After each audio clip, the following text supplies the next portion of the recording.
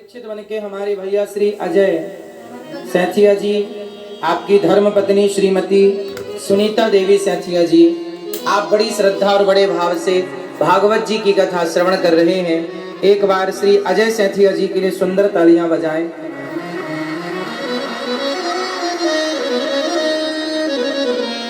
इनके द्वारा श्री हनुमान जी की सेवा यहाँ होती है, जामने वाले श्री हनुमान जी की सेवा।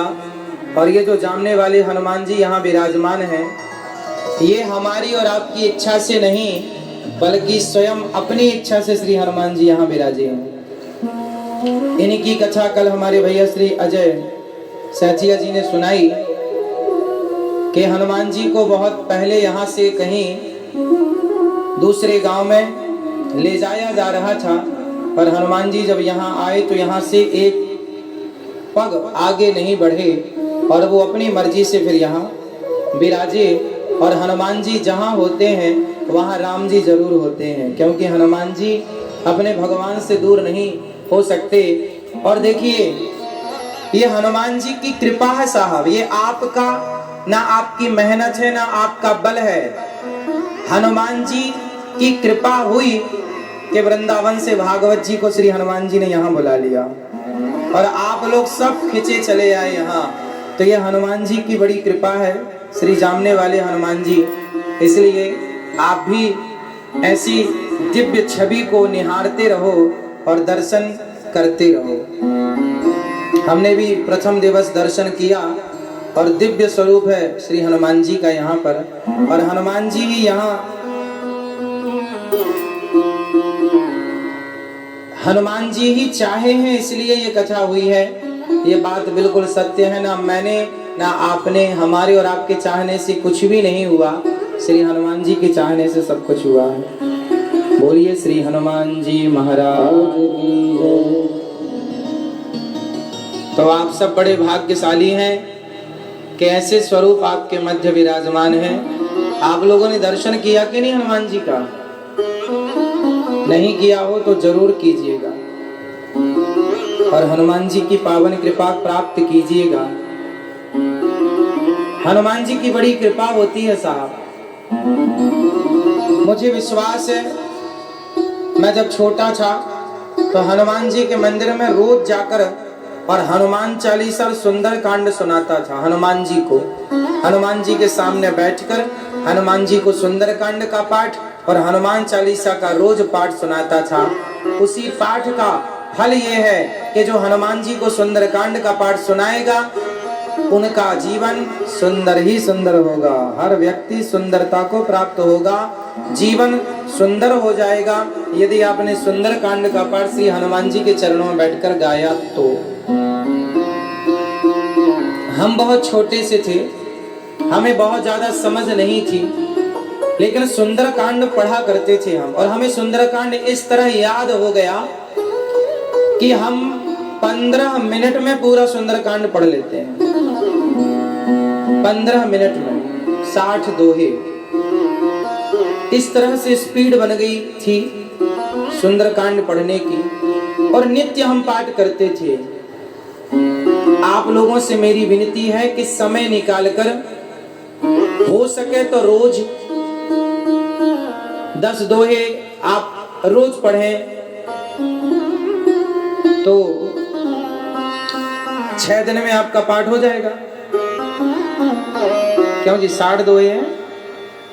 यदि आप 10 दोहे रोज सुंदर कांड के पढ़ें, नियम बनाएं, लाल कलर की लाल अक्षरों वाला सुंदर कांड ले लें, हनुमान जी के सामने घी का दीपक जलाएं और हनुमान जी के सामने घी का दीपक जलाकर हनुमान जी की तरफ मुंह कर लें, हनुमान जी को देखते हुए और उनके सामने चरणों में बैठकर और हनुमान जी को आप सुंदर कांड यदि पूरा रोज सुना पाए या 10 दोहे भी रोज सुना पाए तो मैं आपको गारंटी से कहता हूँ, लिख कर दे सकता हूँ कि जो सुंदर कांड का पाठ करेगा उसका जीवन सुंदर हो जाएगा, खुशियों से भर जाएगा। हनुमान जी की कृपा ऐसी है, मैं स्वयं इस कृपा का गवाह हूँ,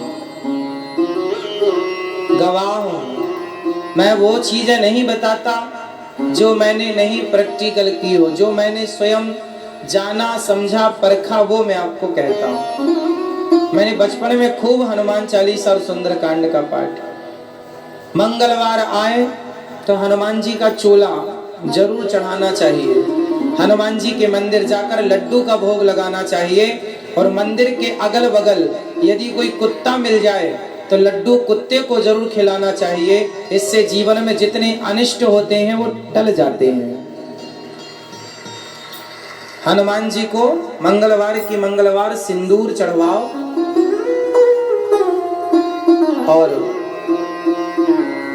लड्डू का भोग लगाकर, चना और गुड़ हनुमान जी को वैसे प्रिय है, बेसन के लड्डू का भोग लगाकर श्री हनुमान जी को, और वो लड्डू, कुछ लड्डू कुत्ते को खिलाए जाए।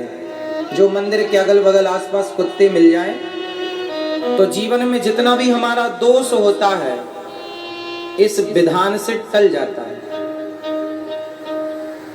तो आप सब अपने बच्चों को कहें कि बेटा सुंदरकांड का पाठ किया करो, और हनुमान चालीसा तो रोज करना चाहिए। जो यह पढ़े हनुमान चालीसा होय सिद्धि।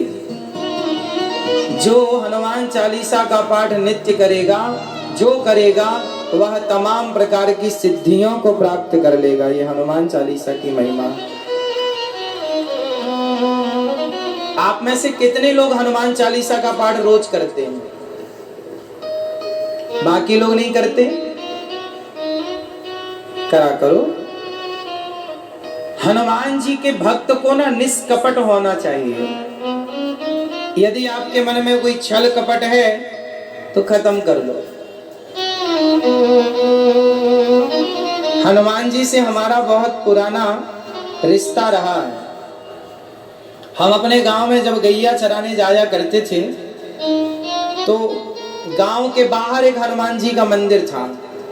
तो हम लोग रोज मंदिर में, जरा सा छोटा सा मंदिर था, हनुमान जी बैठे, कुछ भक्त आया करते थे और लड्डू चढ़ाया करते थे। एक समय की बात मुझे याद आ गई, सुना दूं।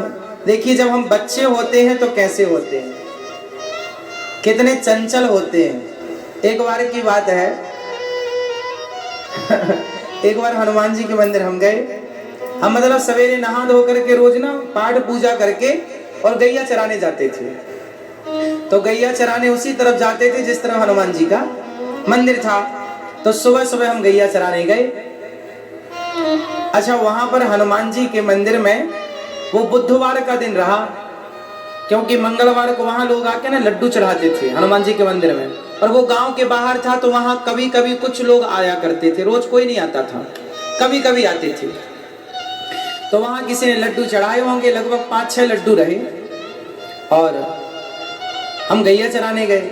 अच्छा, वहां पर एक गांव के एक सज्जन आया करते थे, वो रोज हनुमान जी को नहलाया करते थे, हनुमान जी की सेवा वो किया करते। हम लोग तो बच्चे थे।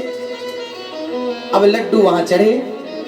अच्छा, वो जो आते थे ना, उन्होंने देख लिया कि लड्डू चढ़े हैं, तो वो सोचे कि मैं नहा लूं और नहा करके भरे लड्डू उठाऊंगा।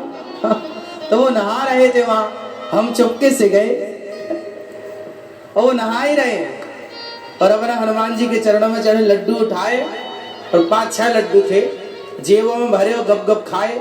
तब तक वो आए, देखे लड्डू गायब। बोले कहाँ गए? बोले अंदर है। अंदर चले गए। वो इंतजार करते रहे मैं नहाऊं फिर लड्डू उठाऊं, और अपने राम ने पहले उठा के गप कर लिया।